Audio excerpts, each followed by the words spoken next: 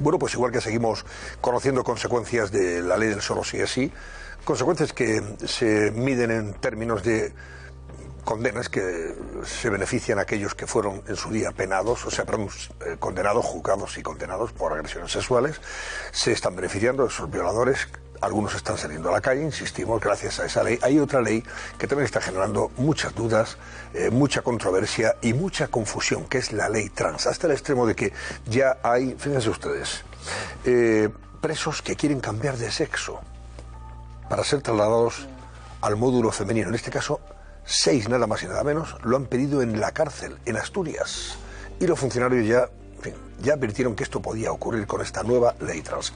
Íñigo Palomar, cuéntanos detalles. Vamos a verlo. Buenas noches, Antonio, porque comentábamos precisamente en el Cascabel las dudas que generaba la ley trans en el cuerpo policial de Torredolones. Acuérdense, en ese municipio se generó la polémica cuando un opositor cambió de sexo y pasó de presentarse a las pruebas masculinas a hacerlo en las femeninas, despertando la indignación entre sus compañeros. Esa indignación aún prosigue. Ahora, las dudas sobre la ley trans también llegan a las cárceles. Se podría estar abriendo, digamos, una puerta peligrosa en búsqueda de beneficios personales de los propios presos. Hay mucha preocupación desde los sindicatos penitenciarios. Los registros civiles ya avisan, lo comentabas, Antonio, el número de hombres que acuden a cambiar su género ha aumentado en las últimas semanas. Desde que se aprobó esta ley en Asturias ya hay 6 reclusos que han solicitado el cambio de sexo para cambiarse al módulo de mujer.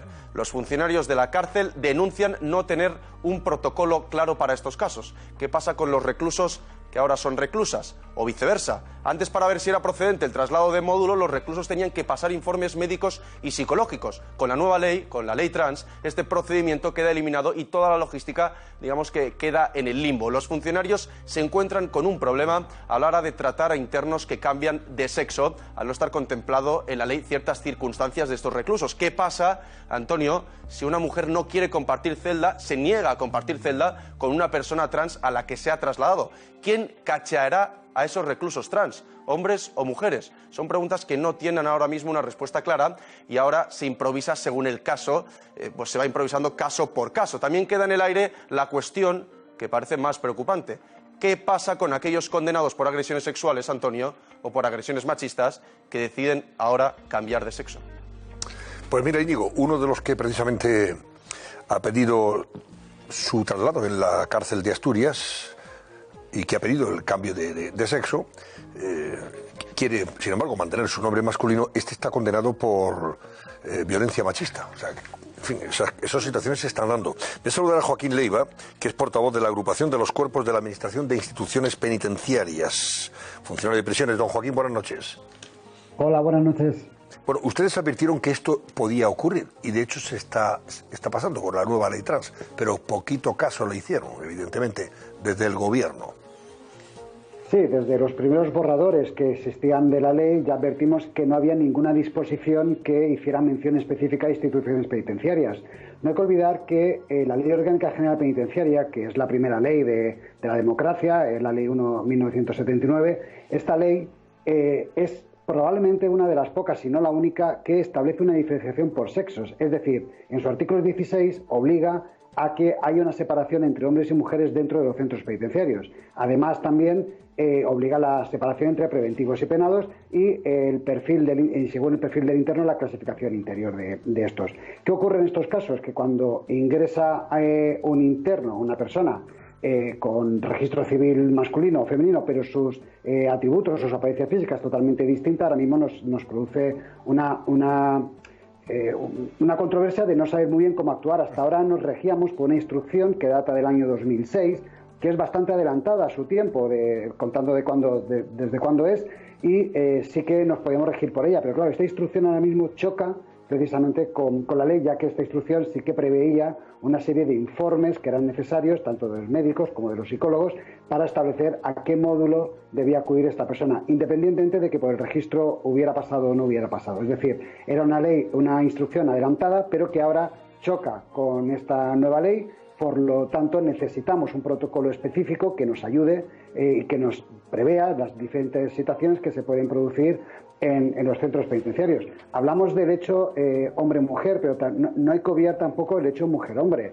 Tenemos que evitar que haya mafias que intenten aprovecharse de los agujeros que pueda provocar esta ley y que obliga a mujeres a ser tratadas como hombres y que a su vez pasen a módulos de hombres para ser explotadas por estas mafias de prostitución o de trata de blancas dentro de los centros penitenciarios. Pero vamos a ver, Joaquín, ¿y ahora qué pasa con estos 6, por ejemplo, reclusos de la cárcel de Asturias que han pedido que cambiar de sexo y que quieren, claro, pasar del módulo de hombres al de mujeres? ¿Ahora qué hacen ustedes? ¿Se dirigen al Ministerio de Igualdad, que da igual, pedirle consejo? ¿Qué hacemos con esta gente?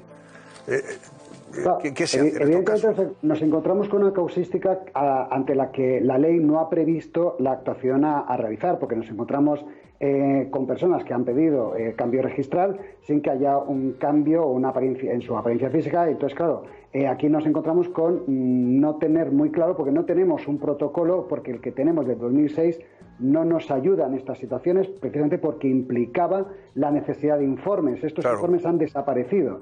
Entonces, ahora mismo se genera una situación compleja en la que habrá que actuar caso a caso y, evidentemente, prevenir que se puedan vulnerar los derechos. Pero eso lo hacen ustedes, Joaquín, los funcionarios de prisiones. Eso lo decide. Ahora llega un recluso y dice: yo me llamo Antonio y quiero ser María José, y además ya me considero mujer. Entonces quiero que me traslade usted al módulo de mujeres. Antes, efectivamente, se exigía informe médico e informe psicológico. Ahora ya, con esta nueva ley, cualquiera que lo solicite tiene, en fin, todo el derecho a hacerlo y hacer esa transición de la noche a la mañana. ¿Eso lo deciden ustedes, insisto, o tendrán que pedir a alguien, en fin, autorización? Atendiendo a la Ley Orgánica General Penitenciaria, obliga a la separación entre hombres y mujeres. Con lo cual, cuando se produce un ingreso de estas características, evidentemente, dada esta situación compleja en la que no existe un protocolo específico de actuación, habrá que ir caso a caso y, en este caso, establecer a través de la dirección de los centros instrucciones precisas para que los trabajadores no se vean abocados a una inseguridad jurídica a la hora de actuar, porque, claro, tendremos que prevenir quién puede cachear a esta persona, quién no, para no vulnerar los derechos de los trabajadores y los derechos de la persona trans que haya ingresado en prisión, o de la persona que haya acudido al registro para cambiar su sexo.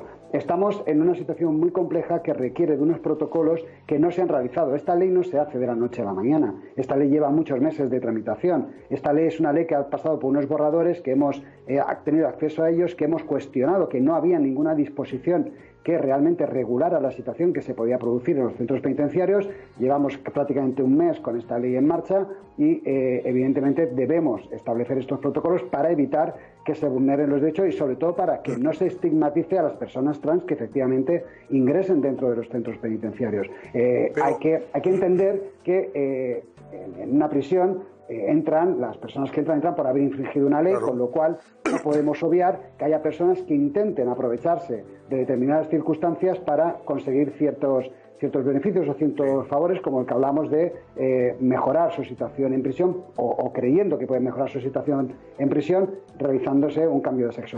No, eso está claro, que alguien puede, efectivamente, unos lo sienten realmente, otros lo hacen por utilizar la ley en función de un interés particular. Bien, pero imagínese que una de estas personas que pide el traslado de módulo, se autoriza ese traslado y tiene que compartir celda con una mujer, pero esa mujer considera que esa persona que llega sigue siendo, a sus ojos, sigue siendo un hombre, evidentemente, porque no ha transicionado todavía. Hay que hacer la reclusa. Tiene que aceptar estar compartiendo celda con esa persona que acaba de llegar a la cárcel, que además ha sido condenada por violencia machista. En este caso, por ejemplo, que de Asturias, es un caso concreto que se cuenta. Esta situación ahora realmente no es nueva dentro de las prisiones. Personas transgénero en prisiones tenemos desde hace mucho tiempo, precisamente por ese motivo tenemos esta instrucción de 2006. Y teníamos personas que no habían tenido un proceso de cambio de sexo completo, no tenían operación completa y tenían atributos masculinos, por ejemplo, y estaban en módulo de mujeres. Evidentemente, una interna, per se, no se puede negar a compartir celda ya que estaría incumpliendo una norma. Incluso podríamos estar hablando de que está haciendo una discriminación por razón de sexo a esta otra persona que le han puesto de compañero de celda o de compañera de celda. Entonces, ¿cómo nos podemos enfrentar a estas situaciones? Es muy complejo, como digo, por eso es por lo que sigo insistiendo en que precisamos de esos protocolos que no se han establecido por parte de instituciones penitenciarias. Evidentemente, cuando nos encontramos con esta situación, nosotros como trabajadores penitenciarios estamos en la obligación de velar por el buen funcionamiento, porque haya una buena convivencia dentro de los nudos, independientemente de los internos que estén en ellos. Entonces, sí que nos obliga a una especial atención para prevenir que se puedan producir circunstancias desagradables y que no se vulneren los derechos de ninguna de las personas, ni de unas internas ni de otras, ni de unos internos ni de otros, y por supuesto que no se altere la convivencia ni se altere la seguridad del establecimiento penitenciario. No podemos consentir que se pueda producir algún tipo de agresión de ningún tipo dentro de un centro penitenciario porque no se hayan establecido medidas oportunas o no tengamos estos protocolos oportunos de actuación. Ahora mismo los trabajadores tenemos una completa inseguridad jurídica a la hora de actuar ante este tipo de personas, porque la instrucción que actualmente nos regula choca diametralmente con una ley que ya está en vigor y que efectivamente nosotros no podemos ahora exigir un informe para hacer un traslado. Si viene registralmente como de una determinada manera, nosotros tenemos que atendernos a lo que esa persona es oficialmente. Y si es un hombre, ir a un módulo de hombres, y si es una mujer, debe ir a un módulo de mujer. Pero esto, evidentemente, tiene que ir compaginado con la seguridad de los centros y con la seguridad jurídica de internos y de trabajadores. A ver si lo aclara el Ministerio de Igualdad. En fin, don Joaquín Leiva, portavoz de la Agrupación de los Cuerpos de la Administración de Instituciones Penitenciarias, gracias y buenas noches. Señor Leiva. Buenas noches. Bueno, de hecho, el Ministerio de Igualdad todavía no ha respondido a la requisitoria que le hace el Ayuntamiento de Torrelodones. ¿Qué hacemos con esta persona que a mitad de oposiciones considera que es mujer y estaba haciendo la prueba con los hombres y dice, pero como soy mujer ahora, quiero hacer las pruebas físicas con las mujeres? Y han dicho, claro, le han dicho al Ministerio de Igualdad, ¿qué hacemos con esta persona? Que no tiene ningún tipo transiciona justo en medio de la oposición. Si es que vamos a ver. Si lo importante es lo que yo pienso, lo importante es lo que yo siento, lo importante es cómo yo me veo, quitas toda objetividad jurídica. Entonces, si toda autoridad, ya sea médica, ya sea judicial, ya sea política, es un problema, al final estas personas que se sienten o se dejan de sentir no tienen ningún tipo de criterio para luego entrar en este lugar y decir qué es lo que son o dejan de ser. Entonces, al final las leyes se vacían de contenido todas, la de la policía, el solo sí es sí, todas les falla lo mismo. Es que tanto la ley del sí es sí como la ley trans no se puede decir que las consecuencias no estaban previstas o no eran indeseadas. Estaban previstas e indeseadas. Hoy se ha producido un cambio en el gobierno de Escocia. Hoy ha tomado posesión el nuevo ministro principal porque la anterior dimitió precisamente por un episodio en el que un violador se declaró mujer. No es que fuera trans, porque aquí no es que sean trans, son personas que dicen, oye, me declaro mujer, pero no me cambio el nombre tampoco. No, ha dicho en Asturias, uno concretamente, exactamente, quiere seguir llamándose igual. Por tanto, ya soy mujer, es pero una burla a la propia ley la que se está produciendo y unas consecuencias que ya eran fácilmente previsibles. Claro, ahora lo que se encuentran, tanto el Ayuntamiento de Torrelodones como los funcionarios aquí y en multitud de situaciones que vamos a ver que se van a extender por todo el país, es que claro, el funcionario es que está tan comedido, tan atado de pie y mano, es que no quiere hacer ningún comentario para que no le acusen de transfobo. Sí. Pero realmente dice, vamos a ver, esto es un disparate. Esto es un disparate que en otros países se ha evitado y se ha frenado. Y sin embargo aquí, allá os la entendáis, se le dice al Ministerio de Igualdad que aplique un protocolo y el protocolo no existe. Porque es que no puede existir. Hemos hecho una ley absolutamente surrealista, disparatada.